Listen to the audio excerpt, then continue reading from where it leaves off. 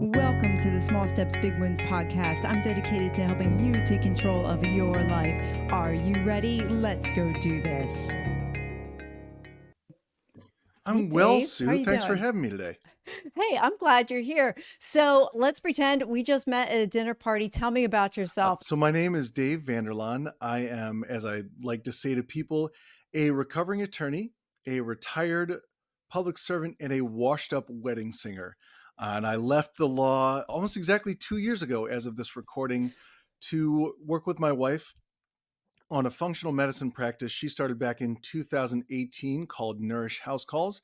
She's a nurse practitioner, a functional medicine specialist, and I am her chief operating officer, just kind of running the business end of things to free her up to do all of the clinical scientific stuff that I don't understand well enough to be a practitioner. That's great. So, how do you go from being a washed up wedding singer to attorney? Oh, and to be It has been COO a now. long and winding road with, I guess, many twists and turns, is kind of repeating myself, but it has been a long and winding and twisting road then. So I am a musician by training and temperament. I grew up singing. My parents met each other singing in the Apollo Chorus in downtown Chicago. So music's just in my blood. I went to college. I got a bachelor's degree in vocal performance. I thought I was going to be an opera singer. Turns out I was not blessed with a giant voice that way. I got a master's degree in arts administration and then went to work in the arts, had some other kind of office jobs along the way. But after a few years, right around the time I was about to get married, actually in 2000, I thought I would give music one last shot. I answered a Craigslist ad almost 20 years ago now for male vocalist wanted. I thought, sure, I'll go on an audition. This could be good for a couple of gigs here and there. It turns out that a glorified wedding band that had been operating since the 80s and is still a going concern today had their white male vocalist quit on them to start his own thing. And so they were looking for a new white guy. Enter this white guy. I auditioned, I got the job, and suddenly I was doing 75 to 90 gigs a year, mostly high-end weddings, Wow. bar and bat mitzvahs, but the real glamour gig, and they still do this today, I believe, they would fly us to Las Vegas in late December, and we would do the High Rollers party on New Year's Eve in the Bellagio's Grand Ballroom. That was a cool gig. No way. Would have been 4 times, I believe. Yep. So people who gambled $1 million in the Bellagio that year, that was how they got invited to this. This is definitely a tangent, but it's a fun story. No, I love cool stories. I mean, because small steps lead to big wins. So, but there's Absolutely. stories in between. So, no, I find this So fascinating, actually. most of the gigs we did, as you might imagine, the guy who owned the business, a man named Ken Arlen, who's a tremendous, tremendous businessman, built this thing from nothing. He played sax in the band and would deal with the brides and the mothers of brides and wedding coordinators and stuff.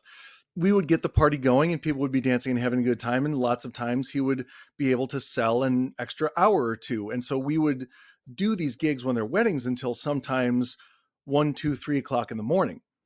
Not in Vegas, though, because in Vegas, they don't make money if we keep singing. So the ball would drop, and by 12:10, that room was empty because they wanted everybody back on the Wow. floor, drunk, happy, and gambling away what would be your or my life savings in a single hand. Wow. Oh, that's cool. Well, it Yeah, was an early early night for night us. then for you So we would guys. get to go and Com- hang out with the whatever soap opera stars they had come and do some of the set pieces while we took a break. It was a really, really fun, weird way to spend a few nights of my life. So, how'd you go from singer then to attorney? Because there's like, to me, they're different They ends of the are spectrum. largely unrelated. That's very true. There is some overlap that we can talk about in a minute, but I'll tell you the logistics of it first. So I got that gig in September of 2006. And at the same time, I started working in a nonprofit in Chicago called New Moms. They do wonderful work. They work with pregnant and parenting homeless teenage mothers. I was managing volunteers for them. So I would work there part-time during the day, and sometimes even on a Saturday. I would take a group of volunteers through a homeless shelter, ripping up carpet, putting down flooring, go home, shower, slap on a tux, and go sing in a $500,000 wedding. It was made for some weird Saturdays. So that was kind of my life for a couple of years, the first couple of years of my marriage. But there wasn't a real family supporting living in there. I made all right money, but it wasn't life changing. I have a pet theory called singer shelf life, where at that point I was in my late-ish 20s, and it's okay to be up there dancing around and singing sexy back, but I'm 44 now. I would be a little less credible fronting a rock band, a dance band than I was 15, 20 years ago. So I picked my head up. That's an astute observation in your Yeah, 20s, to be honest with you, because you're not gonna wanna be rocking that when you're 60. probably not, and it's very specific to singers too, because the instrumentalists in that band were a lot of them were guys in their 60s, and they could really play, but because your eye wasn't drawn to them, it was just it's a different calculus for somebody off to the side playing trombone or whatever, like my friend Russ Evans did very, very capably. So with all that in mind, I took a look around and said, what could I possibly do with my life that would increase my earning potential, that would align with some of the other skills that I have? And I thought, oh, I like to argue. I'm a smart guy. I like to read and write. I'll go to law school. And that was a fine choice at the time. It was a totally reasonable choice at the time. So I got a job at a medium-sized law firm, probably 100 or so when I was a summer associate there. Weeks before I started practicing law in earnest in 2011, they merged with a larger law firm out of Boston, and I started work for a 600 lawyer firm. Worked there for about 4 years before it merged again. That was not a particularly successful large law firm as large law firms go. So they were basically acquired by a firm called Lock Lord. And so I actually worked for 3 different law firms without ever changing jobs. And I worked for Lock Lord from 2015, the time of the merger, all the way through my retirement at the beginning of All right, that's kind of cool. That's to go from like wedding singer to lawyer. In your bio that you sent me, you practiced law for 10 years, but it really wasn't something that you love to do. Talk about mindset around staying in something for a decade, but realizing that, you know what, it's not your passion there. It's something that you really didn't love. What was the driver? And then what prompted you to well, I'll change? say I've done more work on mindset in the last probably 4 years than I had done in the previous 40. So I can't speak a lot to the quality of my mindset as I was white knuckling my way through a legal career. And I'll say that the first few years of practicing law, I rather enjoyed it. It was a tremendous intellectual challenge. I got to solve really interesting problems. I got to work with super smart people. I got to read and write and think and argue and get paid for it, and that was fun. Now, I worked a lot. It was a large law firm, and so on an average day, I might leave the house at 7 a.m. and come back at 7 p.m. And right now it's February in Chicago, and that would mean leaving my house when it's dark and not getting out of my office until it was dark again. And you can imagine what that does to a person's psyche. Fast forward a few years in, as I was getting more senior and having more contact with clients and doing less project-based work on particular cases and really starting to think more holistically about them, I became more and more aware that I was being paid to take a side of an argument, whether I thought it was the right side or not. And not necessarily a moral issue. I wasn't violating any ethical canons. I wasn't going in and lying to a judge, but I could look objectively at the facts of the case and the law as applied to those facts. And I could determine, at least in my reasonable opinion, what I thought the just outcome was. And then I would look at which side was paying me, and I would go in and argue the other side, because that's just part of our adversary system of justice. And I recognize that Mhm. that's a useful role in our justice system, but boy, it pricked my conscience. And so getting Yeah, toward I can see that. 2015 or so, I was already getting a little itchy about it, which led me, and this is really the first of the small steps we can talk about today. I thought I would like to do justice within the law. Who really administers justice? Well, that's a judge. The judge is impartial. So how can I become a judge? And leaving aside federal judgeships that are appointed by the by the president. State judgeships are largely elected, and you largely come up through local politics. Sometimes you're appointed by other sitting judges. So I got involved in local politics, and that's kind of the public servant aspect from which I've retired. But the real small step here is that I noticed a local state court judge's salary was about half of what I was making as a mid-level law firm associate. And going back to my earlier ambition of family supporting living, I thought, how can I close this delta? How can I make sure that I can keep my family in the lifestyle to which we've grown accustomed and even grow it? And that's what led me to looking for things like passive income. And I had represented Mm. someone who had done some apartment investing and thought, oh, that's really interesting. What else is out there? And so I just did a real deep dive. This show is for public recording. So, of course, I didn't do any of that while I was sitting in my office. It was all during off hours into how could I generate passive income for myself and my family, which led me to Bigger Pockets, which led me to Rich Dad Poor Dad. Very typical story at this point for people on the show. Just I would probably say about 90% of my guests, that's generally the book, Rich Dad, Poor That Dad. is Yep, that okay, is the check the box. gateway drug into the circles we run in. But you know what? It's timeless It absolutely and it does. It works. absolutely does. It was a So, but tremendous yeah. and useful mindset shift for me. And so while I was trying to get involved in local politics and really getting involved in local politics, I was also starting to look at multifamily deals and ended up partnering with a friend of mine from church, and we took down a 9-unit building in the south suburbs of Chicago. And if I can make one recommendation to your listeners, it's don't do the biggest real estate deal of your life 2 weeks before the world shuts down for a pandemic.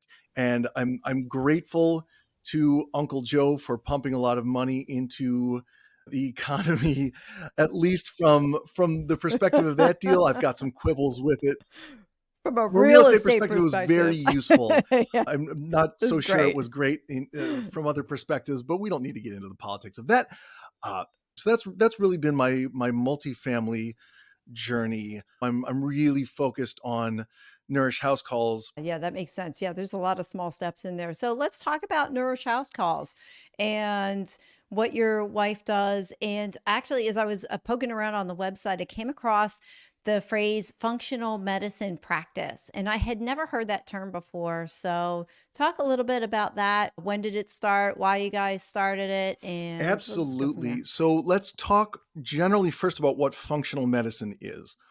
So functional medicine can be compared to what we might call traditional Western medicine or conventional medicine.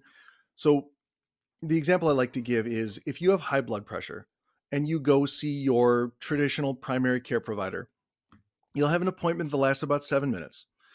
You may get a question or two in, but mostly it's just going to be a quick checkup. This doctor discovers you have high blood pressure and will prescribe you a pill that you can take for the rest of your life to artificially lower your blood pressure with no inquiry into what gave you high blood pressure in the first place.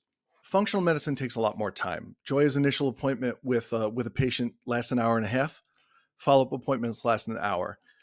And the whole thrust of functional medicine is root cause analysis.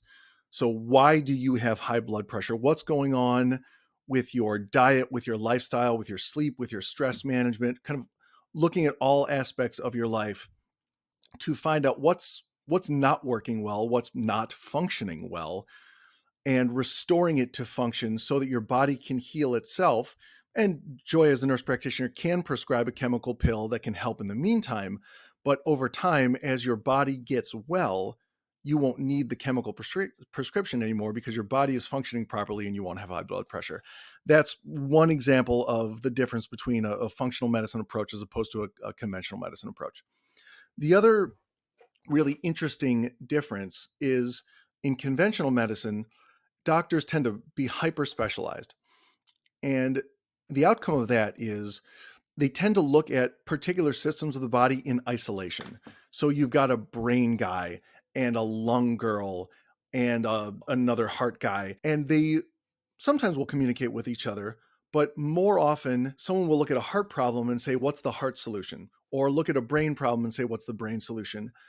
Functional medicine does a better job, in my opinion, of looking at the body as a whole and looking at the interaction between the systems of the body, because ultimately, the way your gut functions, your your small and large intestine, have a dramatic effect on many, many, many other systems in your body.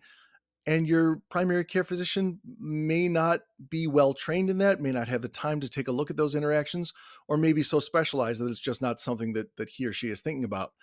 Whereas a functional medicine provider, that's really they are trained and interested in looking at all of those interactions.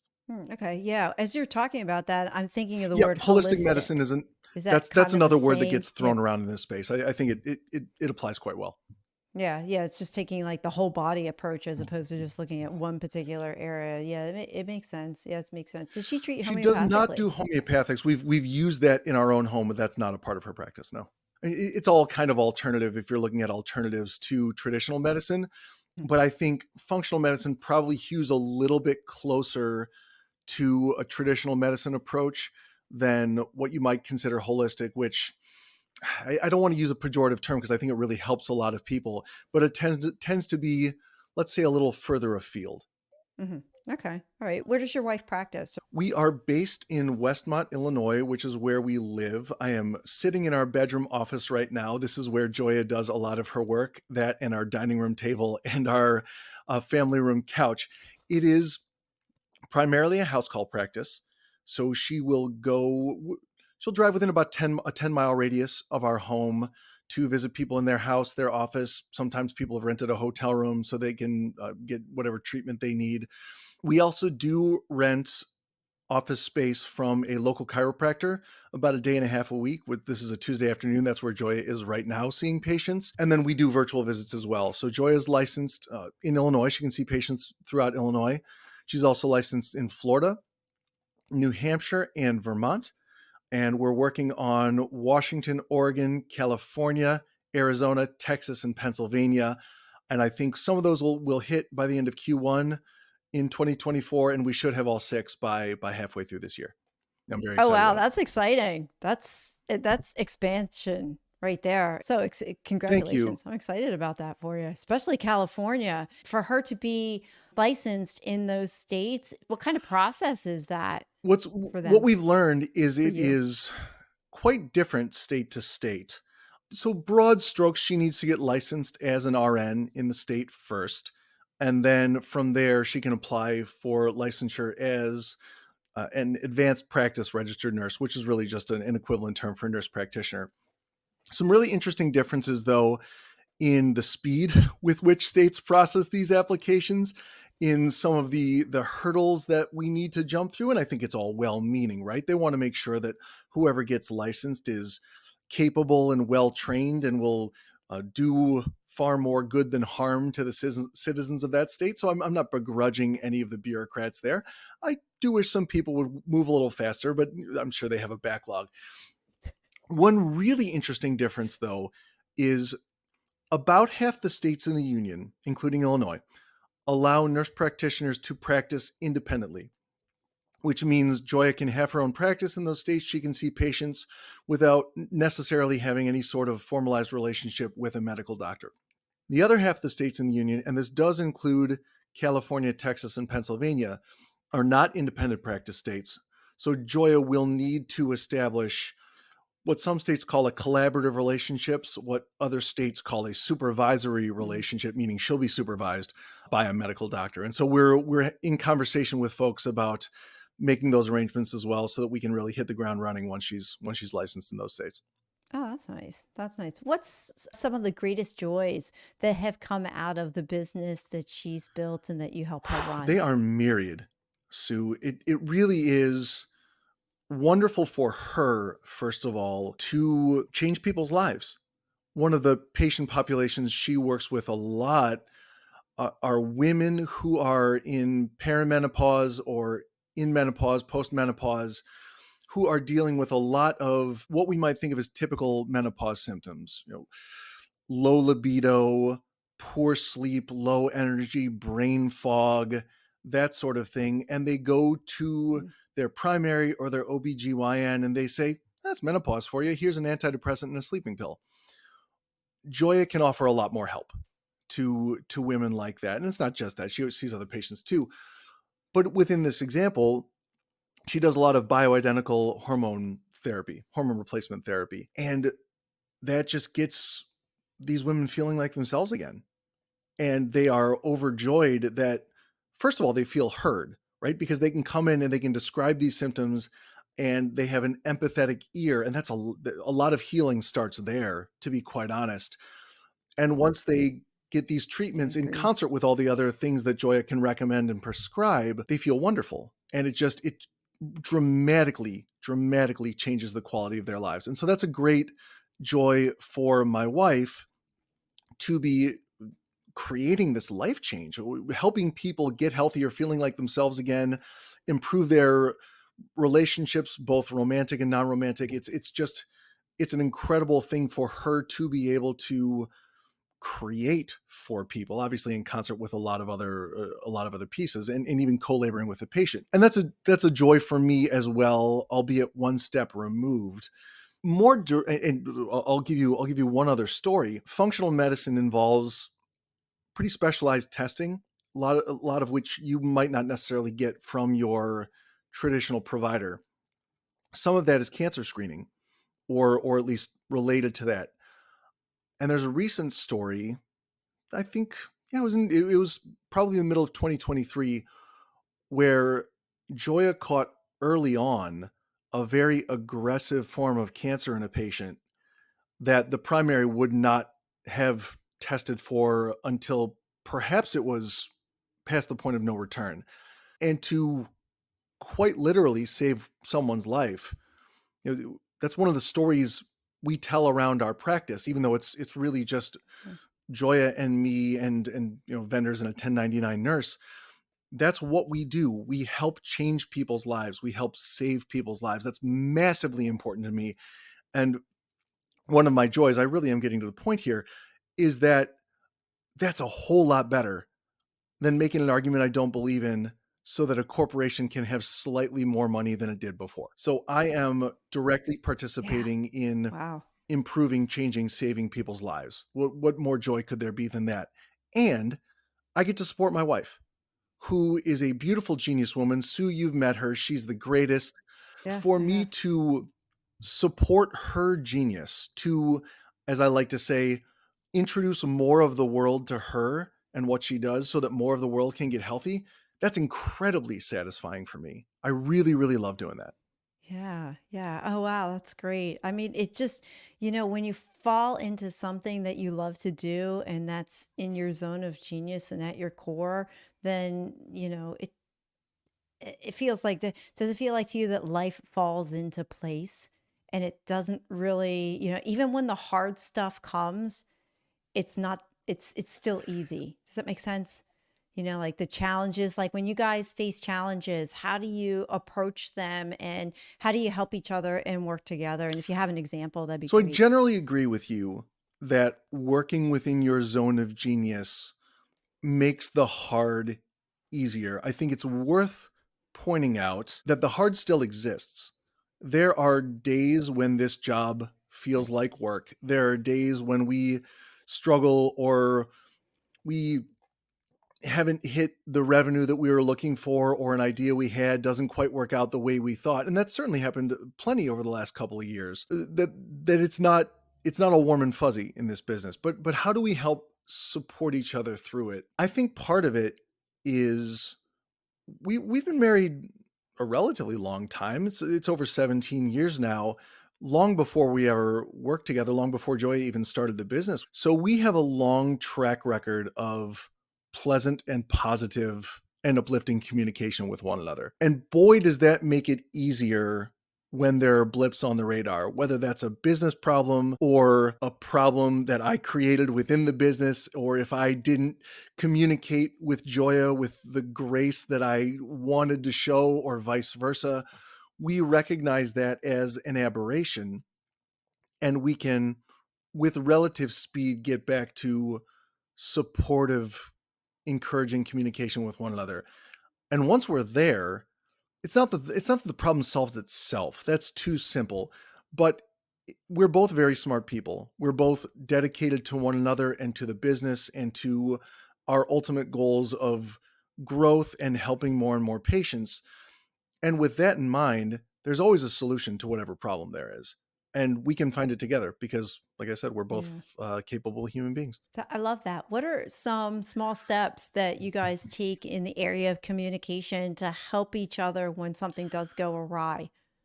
One small step is if things get a little bit heated, and they rarely get past a little bit heated in my marriage, thank God, we just take space from each other. Not every issue needs to be discussed the moment it arises, and we're both proactive about saying, let's revisit this in 5 minutes, or let's revisit this in 45 minutes. There's always the understanding that we're going to come back and we're going to talk about it. If we both gotten back to a relative baseline of emotional stability, it's a lot easier to walk through it. I don't know how small that step is. It's been pretty big in our marriage. Yeah, I would say that's pretty big. As you were talking, I was Yeah. thinking of awareness. You have to have that awareness to pause, stop, and then actually be aware that the two of you have to take that step back and say, okay, we know this could go bad fast, but we don't want it to go there. So it's almost like a timeout. I'm going to that corner. You're going to that corner. We understand we're not going to ignore the problem. We're just going to sit in quiet for a little bit. I wonder how many heated arguments and conversations could have been avoided if two people just stepped in another room for, like you said, like 5 minutes, 10 minutes, 20 minutes, however, whatever I distance they needed, and then said, okay, we can come back together. So I think that's really important that you were talking about, but you don't have to hash it out Yeah, right that I second. think the answer is a lot. A material number of those heated arguments could be avoided by taking a timeout. And I feel like that awareness is a lot easier for me in my 40s than it was in my early 30s and 20s, and God only knows what lack of emotional awareness I had in my teens. It was substantial. So I'm growing into it. It gets easier for people who are young, who aren't there, or who feel like they aren't there yet in their own relationship. It's possible I didn't always approach things this way. I still don't always approach it perfectly this way by any stretch. This is an area in which any human being can improve. Yeah. Yeah. What's something you do for yourself to help you improve 1% each day? A few things. The first thing that comes to mind. So I'm a Christian. This is a Christian household. I spend time reading the Bible and I spend time in prayer. That connection with my Creator allows for that sort of improvement. One of the things I'm really working on right now is stress management, especially stress management around parenting. And we have a wonderful toy called Brain Tap. I don't know if you're familiar with Brain Tap at all.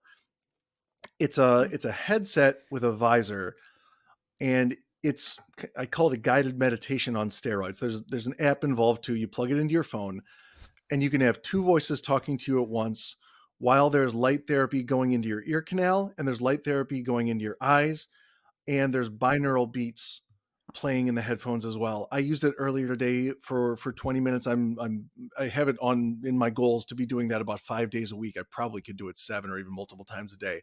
I am never more relaxed in my human existence than 3/4 of the way through a brain tap. It feels like my whole body is just sinking into my bed. And when I'm Wow. done with a session, most of them last about 20 minutes. I feel incredible. And that is what is right now Wow. Okay. spurring that at least 1% improvement in my emotional awareness, like we talked about before, but also just ability to self-regulate on a daily basis.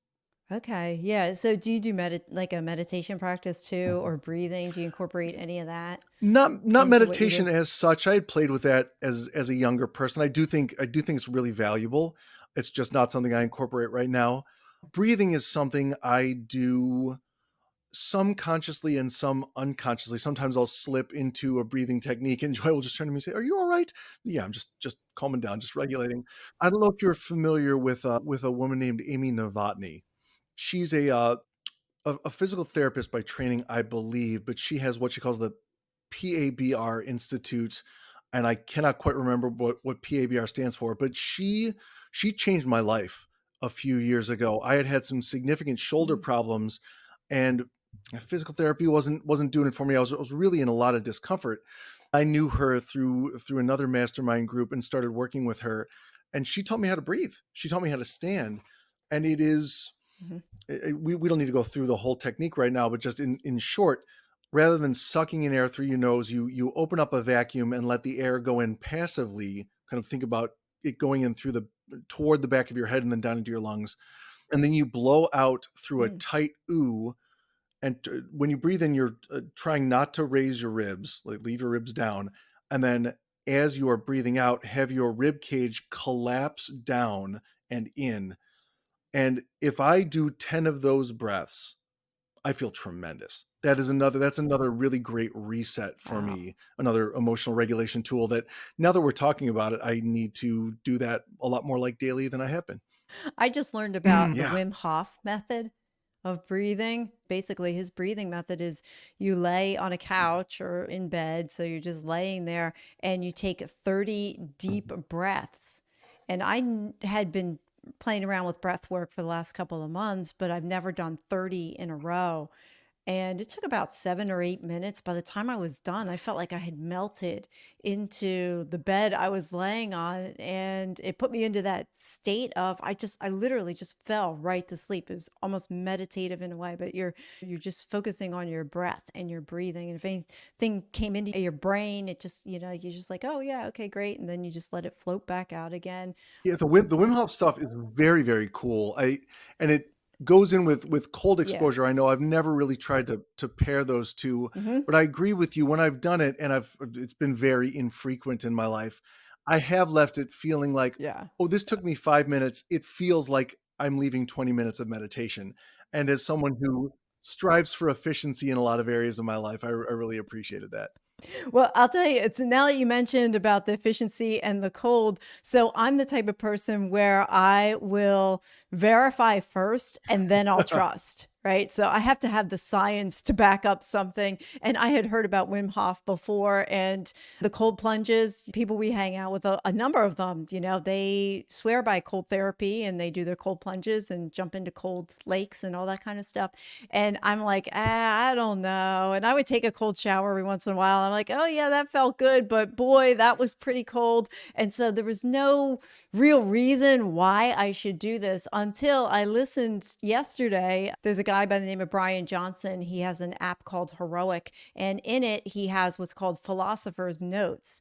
And he has read over 650 books and then outlined all of these books. And there's science that goes behind them. So he picked apart the Wim Hof method and then referenced the science behind taking cold showers. And I went, oh my gosh, there's the evidence that I needed to know that a cold shower is worth taking in my body. So I tried it this morning and it was only 15 seconds. I counted to 15 and I came out. I'm like, wow, that was pretty good. I'm looking forward to doing it tomorrow. I mean, it left me in such a cool state. I didn't realize how beneficial it could be. So I'm giving myself a 30-day challenge. Well, that's great. So I'm curious. I'm glad you found that resource.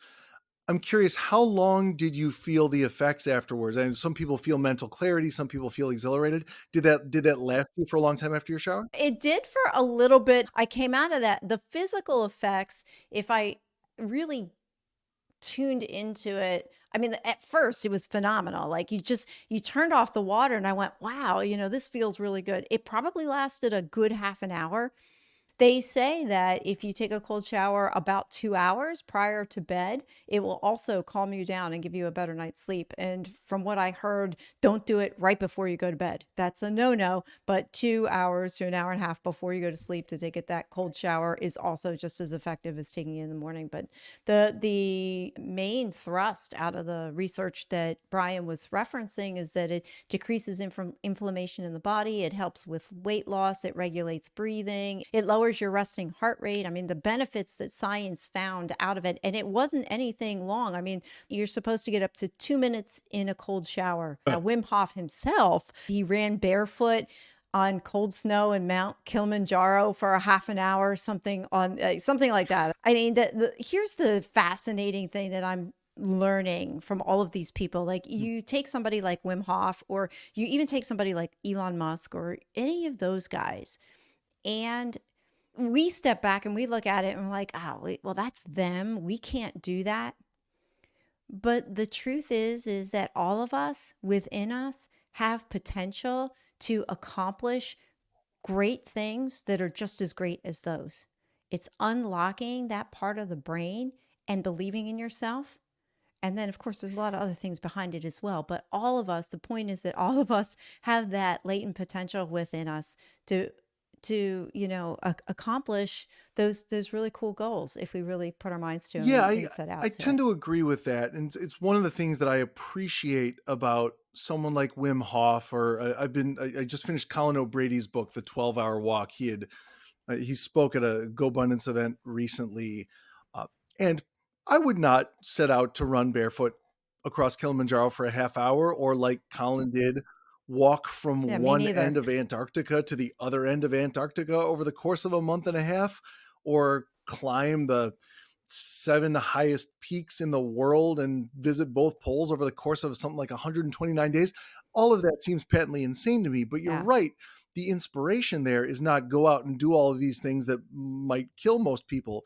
It's expanding our idea of what human beings can do. And now that window has shifted or expanded, boy, I can push my own boundaries a lot farther than I've felt comfortable doing before. So I really appreciate their inspiration, even if what I Right. think they're doing from moment to moment is something that I would choose to not inflict on myself. Like I have a friend of mine, a really nice guy, his name's Steve Leach, and his mission is to swim all the major channels in the world. So he already swam the Kauai Wow. Channel, 26 miles. It's an amazing story. And when I talk to him, and when you talk to some of these guys who do these things, it's not the feat themselves I find fascinating. It's Mhm. asking them the why behind it and what drives them. And I think that all of us have that within us, that we can accomplish whatever it is. If we have the big enough why behind why we're doing what we're doing, then we can pretty much accomplish whatever we set our minds out to. The how it's supposed to be done and the who, if you have the right kind of why and put out the right vibrational frequency, I truly believe the who's and the how's will appear if your why is I big think enough. that's right. I think it might be a little incomplete because I can imagine a person Okay. with a really compelling why who shouts that why into the universe and then goes and grabs a bag of potato chips and sits on the couch and watches, season Oh, well. 17 of The Bachelor, end to end to end. And I don't know that the how and the who are necessarily going to appear to that person. Well, I don't think you're putting out the right kind of vibrational frequency either. I mean, you're sitting on the couch. That's pretty low vibrational frequency. Now, I'm Okay. kind of a law of attraction person. I've been learning more about how we are all created. I also believe God is the creator. He's created everything. If somebody wants to believe different, that's fine. A universe, whatever. But the science behind it is that we all are created in energy. We are energy beings. I mean, that's just, you can go to the science, they show it. We put off energy, and the way you feel, we put off certain vibrational frequencies. Right now I'm pretty excited and I'm enjoying what I'm doing and I'm smiling, and you are too. And we're enjoying this conversation. You're Mhm. putting off a high, vibrational frequency versus if I came to you and I'm like, very depressed or Yeah. fearful or anxious or not enjoying what I'm doing right now, it puts off a low vibrational frequency. And I truly believe that when you operate at that high level and you put that out there and people pick up on that, at some point that's going to manifest itself. Yeah. People will appear. If I'm just sitting on the couch eating potato chips, Yeah. watching TV, then yeah, you're putting off low vibrational frequency and not a whole lot is going to, I believe anyway, not a whole lot is going to appear to you. And I mean, you're right. I agree 100%. You've got to do something as well. You can't just sit there. In terms of doing the work. And I think that action Yeah. can create that sort of energy, right? The more you run in the direction of the why, that can improve your attitude, improve your frequency if that's your preferred framework. And then you're right, more people will see that, say, hey, what's that guy all about? What's that woman doing? She really seems to be passionate about all the Yeah. work she's doing. how can I be in the Saller business, right? Once you get that momentum going, however you choose to frame it, I agree with you. You're definitely putting yourself in a better position to find the hows and the who's at that point. Yeah, yeah, they'll show up. What was something that you thought would be hard about no longer practicing law? Turned out it really wasn't, and then flip it as well. What's one thing that you thought would be easy and then turned out being more challenging than you thought? What did I think would be hard? I thought finding the money would be, if not hard, maybe more challenging than it had been. I'll tell you a story around that.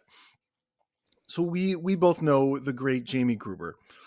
In October of 2021, I had lunch with him, and I was belly aching about my job and talking about the businesses that Joya and I were building, and thinking about, did I want to leave a law firm and maybe go in house, at least practice law in a way that wasn't so quite so trying on my time.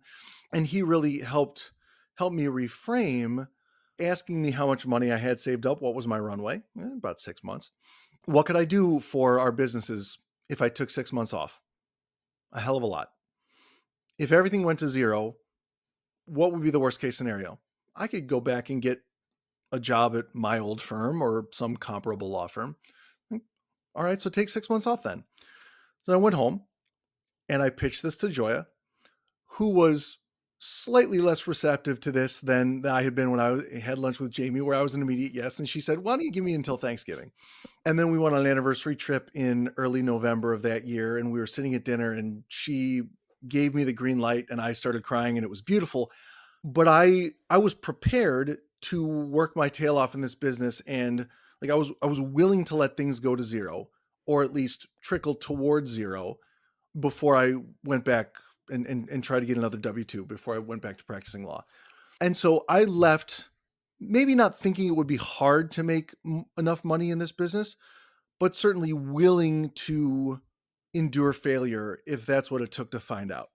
Then in December of 2021, while I was still in the law firm, because I was going to wait for the end of the year to see what my bonus was going to be and get that before giving my notice. In that month, Nourish House Called had the best year the business ever had in that 1 month. Wow. And then I was told that I was going to be getting a bonus over six figures. That was the largest bonus I had ever received as a lawyer. And it dramatically Wow. increased our runway, and it gave us some flexibility to try some things, some of which have worked, some of which really didn't. But we had a lot more play in the joints to figure out how to grow this business. And so that made it easier. When I thought I might have to do a little, Yeah. teeth gritting at the beginning of this. And we've been really blessed that the business has grown nicely. We launched a membership model in late 2022, and that's grown. We were around 75. I'm hoping to double that this year. I'm confident we will. We just rolled out a new longevity program that I'm super excited about, that when that hits can really change people's lives in a different way and also have a real dramatic effect on the growth of our business.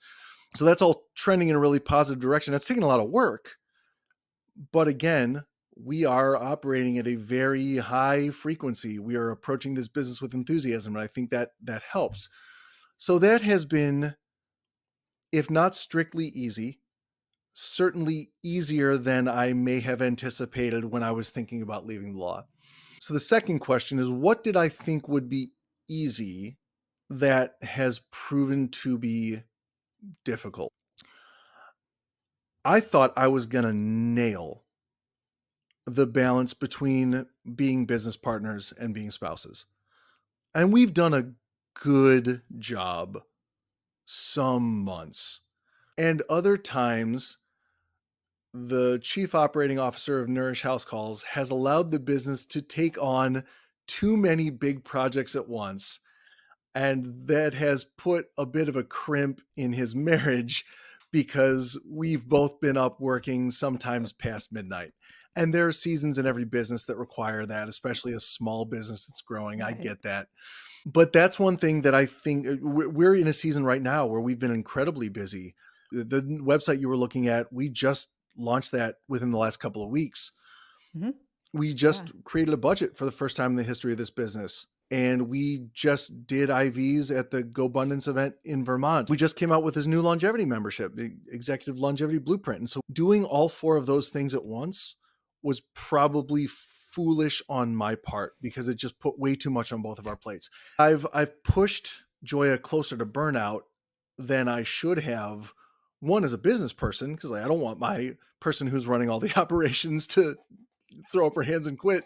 Also, as a husband, You're right? right. It has been something of a strain on our relationship because we have not taken as much time as we should to pour into each other without talking about the business. And so that's one adjustment. How do we set appropriate boundaries around business time so that we protect spouse time? A part of that is also I've really got to Mhm. hire another nurse practitioner. That's coming in the first half of this year. Yeah. I was researching how does a smart person use AI as a quasi employee to help with hiring.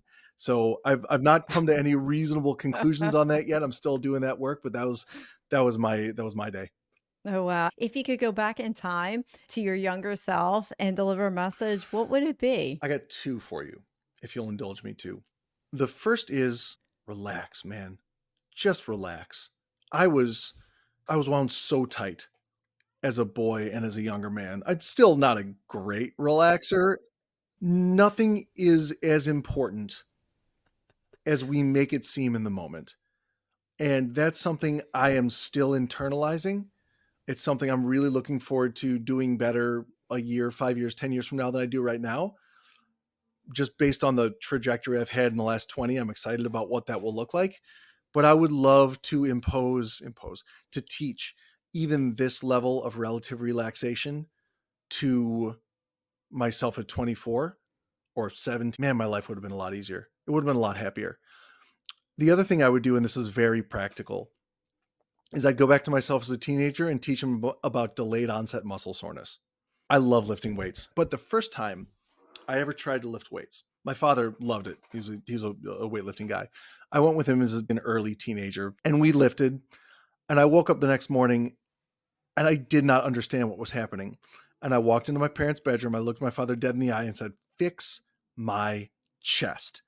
And he didn't, he probably knew, but he didn't articulate in a way that at least I could remember and appreciate and understand what was happening and that this was a good thing and that it just means that you're working well. And the more you do it, the less that's going to happen. I wish I could teach all the good that resistance training does for the human body and just to deal with that discomfort. There's a lot of good lessons in there too, right? And it's like, oh, this is a normal kind of pain. Yeah, you just don't realize it that actually that discomfort is Yep. where the growth happens, and that's a good thing. And isn't that a great metaphor for life as well? You know, the growth happens in the area of discomfort that we're feeling, but when that discomfort dissipates, the growth has occurred, and then you're in a better place Absolutely. than where And you were and even before. even more than that, if I So, can push the metaphor a little bit, to learn to go through that discomfort earlier in life when you have all the time in the world, but just more sitting around time. Like, how much time did you really have when you were in high school and college compared to now in your life? You had hours a day. And I so deeply admire the young people who get it. And for those of us who didn't and are here now, there's also something to be said for giving yourself grace, and you've got a lot left in your life to improve and grow and run after your dreams and expand your boundaries and all that stuff. So regardless of how old you are, you can do it at any age. And, you know, I think that's one thing I have to remind myself as I go through yeah, transitional changes in life as well. It's okay, number one. And number two, you have longer than you think. And it goes back to that quote. We overestimate what we think we can accomplish in a year, but we underestimate what we can get absolutely. done in five. So Absolutely true. think about that. Yeah, yeah. What's something that very few people would agree with you on? No, I love this. And I saw this in the run sheet. And so I'm glad I had a chance to think about it because I have what I think is a good answer. Now we need to parse a little bit. We'll do some lawyer stuff here because I'm taking most people not as most of humanity, but most people that I think are inclined to listen to the Small Steps, Big Wins podcast. So people in the, into personal development, right? So here's my perspective. You can learn every bit as much from reading fiction as you can from reading nonfiction if you read the right books. There's so many people, and I don't know everybody in personal development circles, obviously, but the impression I get is people take great pride in mainlining personal development nonfiction books. Now, I'm going to read 50 books this year, and it's great because many of those books should be 2,000 word internet articles anyway. You can learn a lot by reading Dostoevsky and engaging with, you know, Raskolnikov's approach to life and the great man theory. There are wonderful works of fiction that present ideas in narrative fashion that you kind of need a different part of your brain to engage with, because our brains are wired for stories, and a lot the best nonfiction books are organized around stories as well. What they do, though, is they explicitly say, here's the point of the stories I was just telling you, here's the lesson to learn.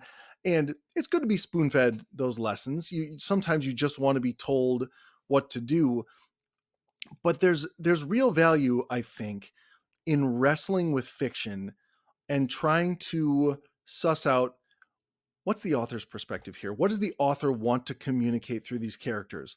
What is this character's perspective? Does this character agree with the author? Do I agree with this character? What would I do in this situation?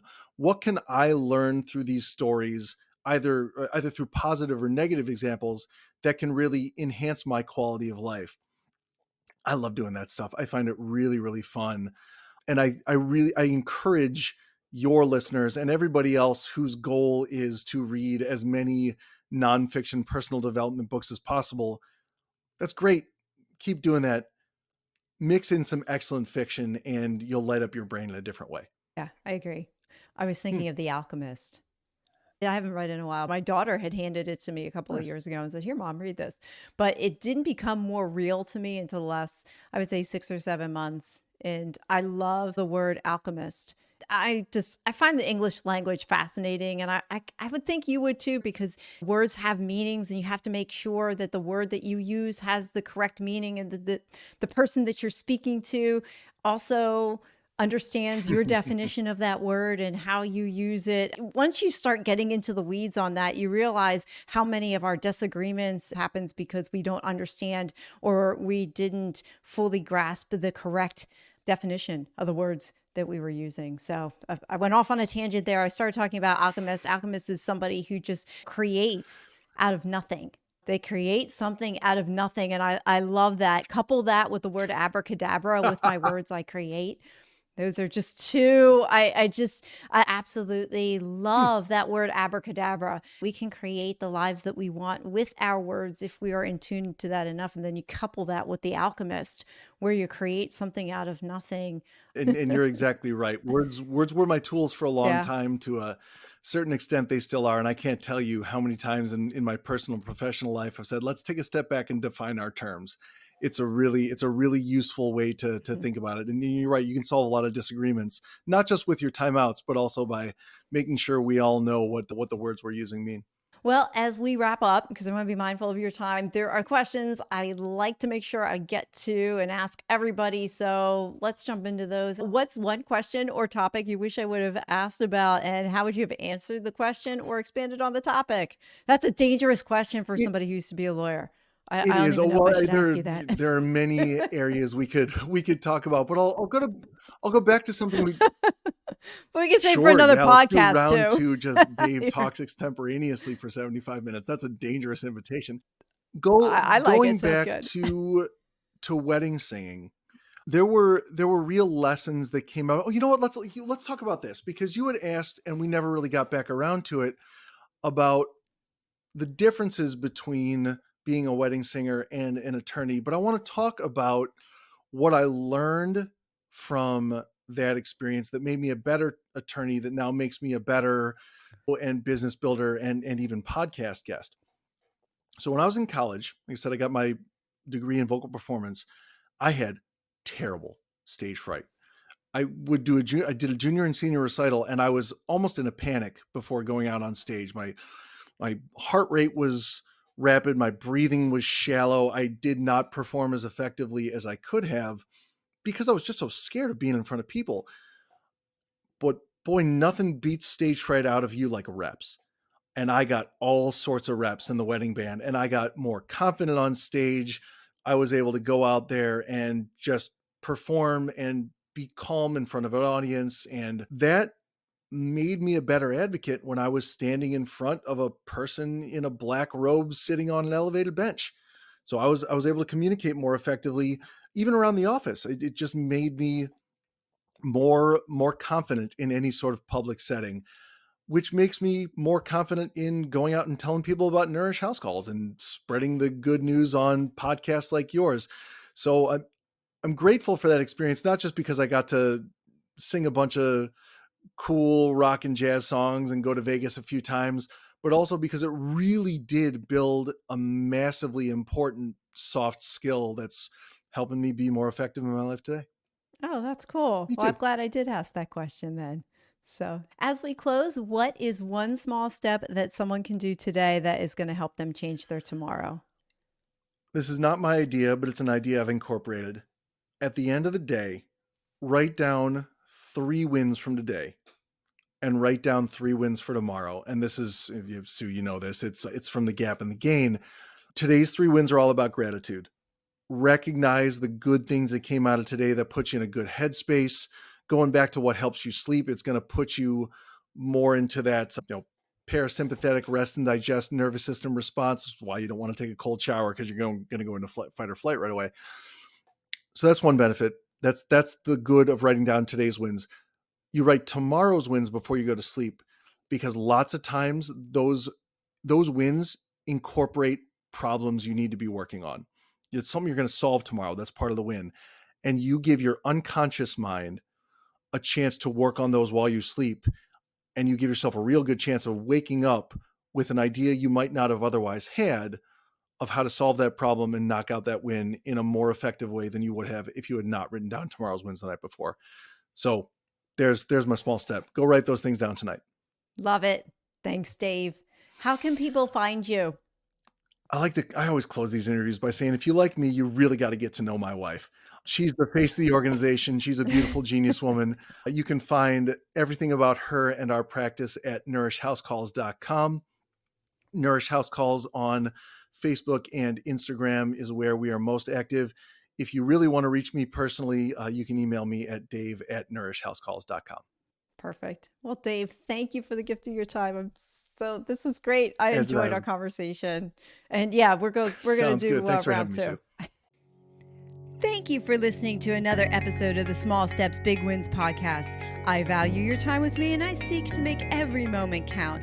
In order to make lasting change in your life, listening is usually not enough.